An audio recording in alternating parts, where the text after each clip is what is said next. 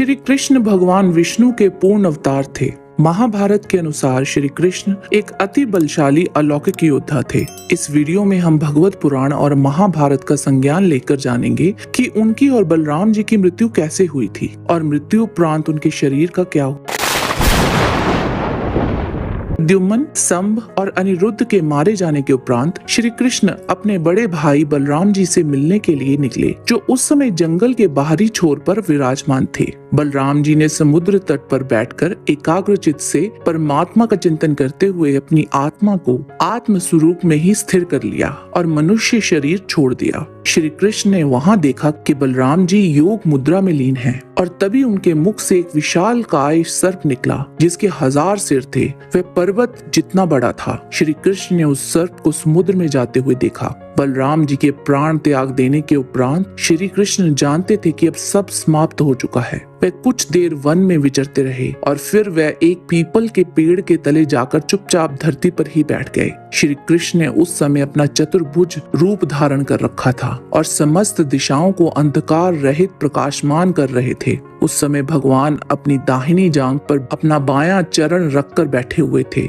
उनका लाल लाल तलवा रक्त कमल के समान चमक रहा था। तभी वहां से जरा नामक एक बहेलिया गुजर रहा था। उसे दूर से श्री कृष्ण का लाल लाल तलवा हिरण के मुख के समान जान पड़ा। उसने उसे सचमुच हिरण समझकर उसे अपने बाण से भींग दिया। जब वह पास आया तब उसने देखा कि अरे, ये तो चतुर्भुज पुरुष हैं। अब तो वह अपराध कर चुका था, इसलिए डर के मारे कांपने लगा और श्री कृष्ण के चरणों पर सिर रखकर धरती पर ही गिर पड़ा। उसने कहा कि हे मधुसूदन, मैंने अनजाने में ये पाप किया है। कृपया आप मेरा अपराध क्षमा कीजिए या आप मुझे अभी के अभी मार डालिए, क्योंकि मर जाने पर मैं फिर कभी आप जैसे महापुरुष का ऐसा अपराध ना करूंगा। इस पर श्री कृष्ण ने कहा, हे जरे, तू डर मत।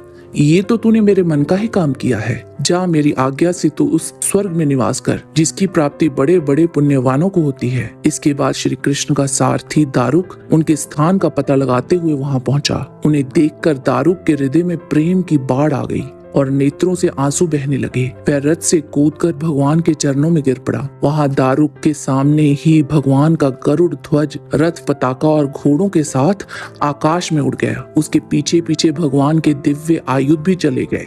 यह सब देखकर दारुक के आश्चर्य की सीमा न रही। तब श्री कृष्ण ने दारुक से कहा, अब तुम द्वारका चले जाओ और वहां यदुवंशियों के पारस्परिक संहार, भैया बलराम जी की परम गति और मेरे स्वधाम गमन की बात कहो। उनसे कहना कि अब तुम लोगों को द्वारका में नहीं रहना चाहिए। मेरे ना रहने पर समुद्र उसको डुबा देगा। सब लोग अपनी धन संपत्ति, कुटुंब और माता पिता को लेकर इंद्रप्रस्थ चले जाएं। दारुक के चले जाने पर ब्रह्मा जी, शिव, पार्वती, इंद्रादि लोकपाल, बड़े बड़े ऋषि मुनि, यक्ष, राक्षस, अपसराएं अथवा मैत्रेय आदि ब्राह्मण भगवान श्री कृष्ण के परम धाम प्रस्थान को देखने के लिए वहां उत्सुकता से आए। उनके विमानों से सारा आकाश सा भर गया और वे बड़ी भक्ति से पुष्पों की वर्षा कर रहे थे। श्री कृष्ण ने ब्रह्मा जी और अपने विभूति स्वरूप देवताओं को देखकर अपने आत्मा को स्वरूप में स्थित किया और कमल के समान नेत्र बंद कर लिए। आगे हम बात करेंगे कि आखिर श्री कृष्ण के शरीर का क्या हुआ। इसका उत्तर हमें महाभारत के मौसल पर्व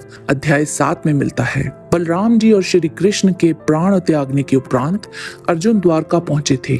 वहां पहुंचकर वह मंत्रियों से बोले कि मैं वृष्णि और अंधक वंश के लोगों को अपने साथ इंद्रप्रस्थ ले जाऊंगा, क्योंकि समुद्र अब इस सारे नगर को डुबो देगा। इंद्रप्रस्थ में चलने पर यह श्री कृष्ण पौत्र वज्र तुम लोगों के राजा बनाए जाएंगे। अर्जुन ने श्री कृष्ण के महल में ही उस रात को निवास किया। वह वहां पहुंचते ही सहसा महान शोक में डूब गए। सवेरे होते ही वसुदेव जी ने अपने चित्त को परमात्मा में लगाकर योग के द्वारा उत्तम गति प्राप्त की। वसुदेव जी को अपने जीवन काल में जो स्थान अति प्रिय था, वहीं ले जाकर अर्जुन ने उनका दाह संस्कार किया। धर्म कृत्य पूर्ण कराकर अर्जुन उस स्थान पर गए यहाँ वृष्णियों का संहार हुआ था। उस भीषण मारकाट में मरकर धराशायी हुए यादवों को देख अर्जुन को बड़ा भारी दुख हुआ। उन्होंने ब्रह्म शाप के कारण एरका से उत्पन्न हुए मूसलों द्वारा मारे गए यदुवंशी वीरों शरीरों को बड़े छोटे के क्रम से सारे समयोचित कार्य संपन्न किए। तदंतर विश्वस्त पुरुषों द्वारा बलराम जी और श्री कृष्ण के शरीरों को खोज कराकर अर्जुन ने उनका भी दाह संस्कार किया।